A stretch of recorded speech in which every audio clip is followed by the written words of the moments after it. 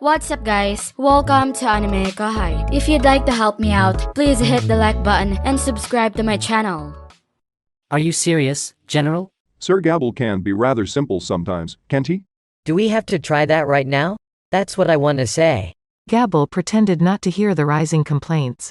Well, all right. I'll allow it. Sounds like fun, besides, Said Ultima. My thanks to you. Now, if you could, I'd like your group to take their leave. He wanted Ultima, the observer, to lead the Wyvern Riders away to safety. Gabil and Team Hirayu alone would then launch a de facto suicide strike on the airships. If this kills me, I'm gonna haunt you in the afterlife. Wish you hadn't thought of this experiment. This is definitely something he'll be pissed about later. Groans and scowls were prevalent across the faces of the force, but Gabil still paid them no mind. Although they liked to gripe, their enthusiasm and excitement were still bubbling up to the surface. So Team Hirayu decided to engage in some impromptu magical endurance training. All this happened, by the way, as Rimuru was looking on, fretting to himself. When he found out the truth later, he almost had a conniption on the spot, shouting to high heaven at Gabil and his aides. More than a few Team Hirayu members predicted this well in advance, but the fact that they went with it anyway indicated that Gabil, their superior officer, was maybe becoming a bad influence on them. Anyway, this was much of the reason why Gabil and his force took so much damage from the magic the airships spat out. And now Gabil heard Rimuru's order in his mind. Listen to me. He shouted, oblivious to how worried Rimuru was about this experiment. The training time is over. Now it is time to turn these skies into a graveyard. His troops were beyond excited. Gabil himself was brimming with joy. Fortunately, the inexperienced among us have evacuated with Lady Ultima. It's only us here now, and it's no problem if we get a little reckless. This goading didn't quite get the reaction he intended. Reckless?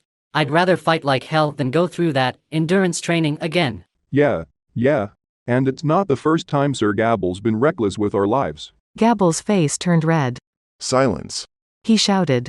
Just get on with it, all of you.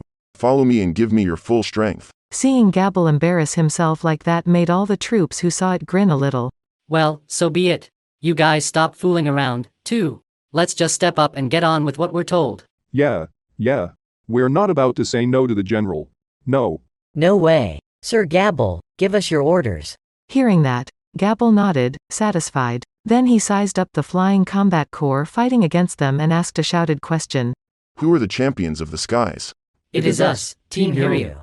The mood had changed with Gabil. His team answered up to it. That's right. We have to get rid of those who pollute our sky. That is the will of Sir Rimuru. He has given his royal decree, and so you must do everything in your power. All of it. Don't think about anything else. Yeah.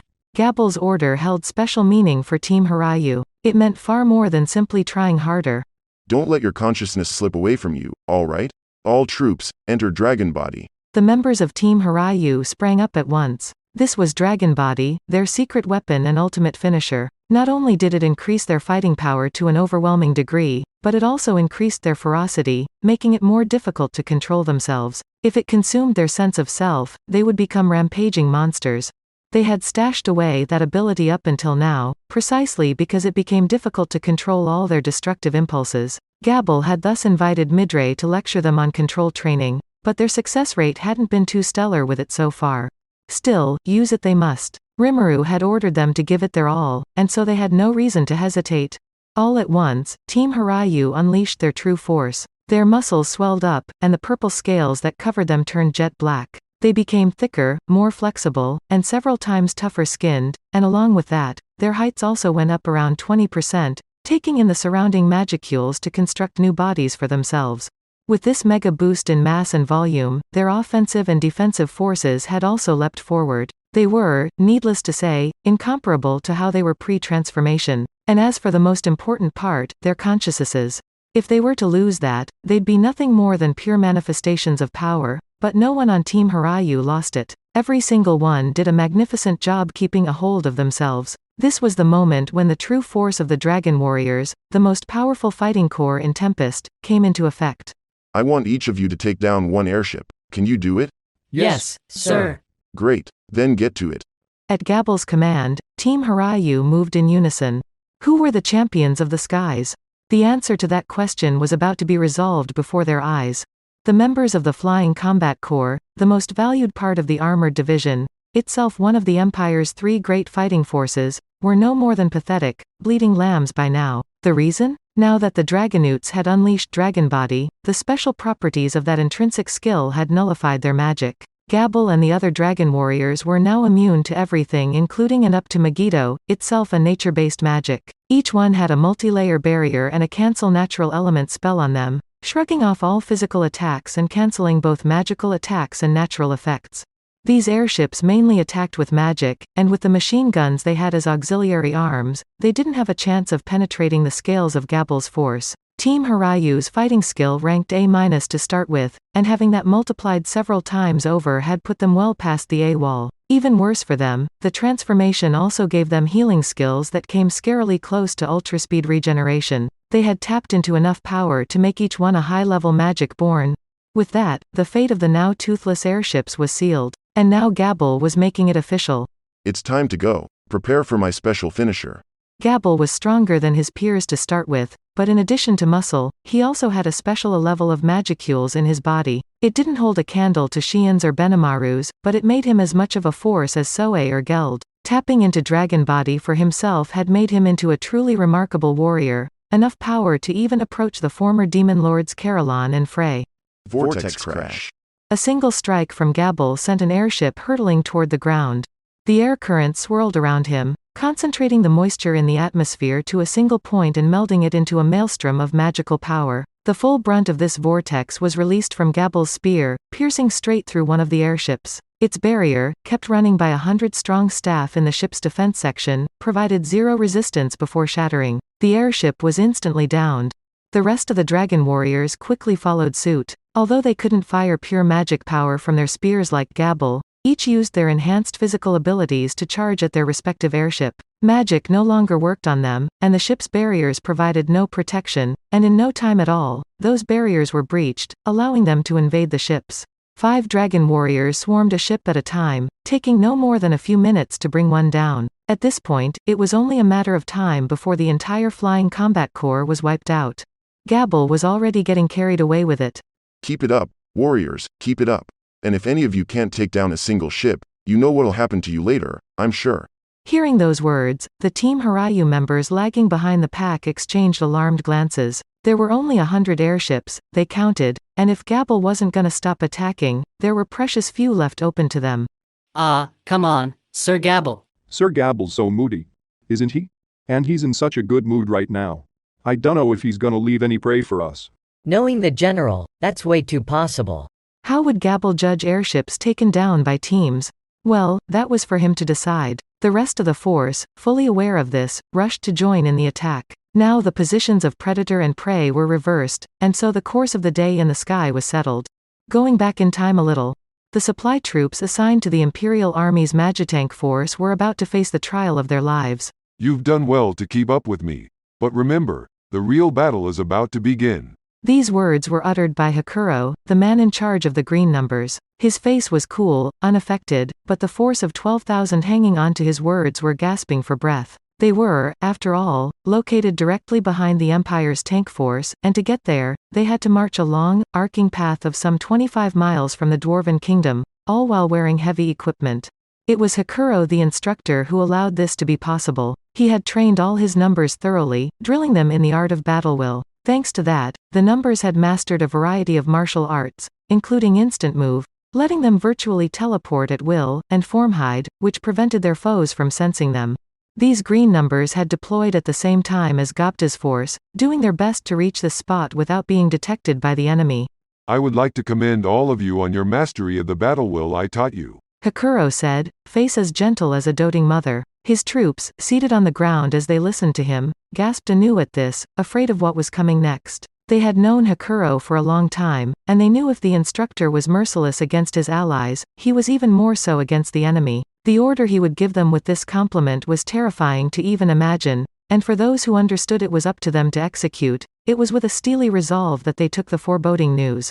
Our mission is to cut off the enemy's supply lines here. It may not mean much in the grand scheme of things, but if we can destroy the enemy's rear supply units, we can dissuade them from wanting to fight a little. There's no need to take enemy lives needlessly, but there is also no need to show mercy, either. Besides, Hakuro gave the battlefield a glance and smiled. And then, Datta has grown to be a fine man. He is currently doing an expert job playing the decoy for us, and I want you all to perform as well as that general is. Hakuro's voice boomed over the distant sound of explosions. Those with no real combat experience grew more tense by the moment, overwhelmed by the sound of it all. All right, while you're fighting, I don't want you to think about anything else. Fail to kill the enemy, and you're the one who dies. Let the enemy go, and friends will die because of it. Those are the ironclad rules of the battlefield. His troops were panting for breath a moment ago, but now they were silent, listening to every word from Hakuro. Their leader was imparting knowledge, so those prepared to give their everything would not find themselves mentally lost in battle. All life does not come equally. There is no need to worry about strangers, when compared to the lives of your loved ones. I will also remind you that these enemies are invaders. They are fools who don't even deserve the right to live. Do not be shy about cutting them down. With those threatening words, Hakuro hoped to quell any feelings of guilt they might have had. It was his way of showing a little kindness. I have trained all of you, and with that training, you can even cut down those piles of iron. Everything thrown out from them seems frozen in the air to you, does it not? Then do not be afraid. There is no one who can stand against our blades. Nobody could say, "No, they don't seem frozen at all, sir." There was no way to. If they did, he would say, "You need more training," and give them an even more harrowing ordeal than any war could give them. But while some had little complaints, like that in their minds, no one had any complaint about Hakuro himself. He never asked them to do something he wouldn't. His words may have been extreme at times, but it was all based on his desire as their leader to see his troops reach the same heights as himself. Now the green numbers were watching for their chance, the order from Hakuro to charge. Their boss was acting as a decoy, the most dangerous job of the day, a truly excellent performance, one befitting a member of the Big Four. They had all seen him, thanks to Hakuro's all-seeing eye extra skill, and thanks to thought communication, everyone down to the last member was sharing in the same insight. There was fear, yes, but more than that, the members were fascinated by Gobta's and his goblin rider's courage. It made them realize that now it was their turn to make an effort. That's it for this video, guys. Thank you for always watching my videos and supporting my channel. A big thanks to the AnimeKouhai patrons who made this video possible. Jared Bressler, Sanketh Chelu, Minotaur, Chad Vota, I Like Anime, Ray Perez, Chris Guzman, Havox, Speed Saber, James Waters, Yon Junam, Arijit Das, Quilly Buckner, Curtis Loban, Darius King, Judah Herrera, Donald Williams, Moab A, Day of Light, John M, John Charles, Godman Gaming, Akon Engok, Markithian Tidwell, Trevor Federkins, Andre L. Hamilton, Adrian, Sean Sinclair, Kumo, Tibush, Chang, John L, Masiaj Besaraba, James, Tojam, Edgar Fuentes, JV, Dirty Old Hobo, Gonsi Direco, Thomas, J, Christ, Joshua Cousins, Jose Hernandez, Vethelny, Lunel Scarlett, Khalid, John Wong, Christian Deshazer, Cal Robs, Professor DJ, Divine C. Harris, KCH 1999, Destiny Smith, Juice, Panda Cats, Aaron Alarcon, DeAndre Nance, Oz Hunter, Monty Boy 98, D-Man, Divinay, Wise Viking, Ruben, Maria Vasquez Rodriguez, Luis Caro, Pedro Robles, Ono Morman, Michael Rogers, Jordan, Kemal Ebanks, Chris Duncan Jr., Isaac, Shadow Wolf 660, Koala King 93, Devon, Tyree Ezel, RN Bart, Little 95, Coyote de Peza, This Is Not My Username, Zelda Gamer 819, Mizzle Bizzle, Zephyrus, Alver, Normal Defate, Vicente Baharias, Joshua Andrade, Jaya Keshav, L, Gary Miles, Dragon Spawn 666, Adrian, Marvin Emmerich, Alex Gomez, Mario Jun Baagan, Jacob, Mario, Cal, Wang Kifu, Nate, Harry Z Beast, Big Q, Tim Wintelter, Blaine Trevino, Coin PH. Thank you so much for helping out. I'll see you guys in the next video.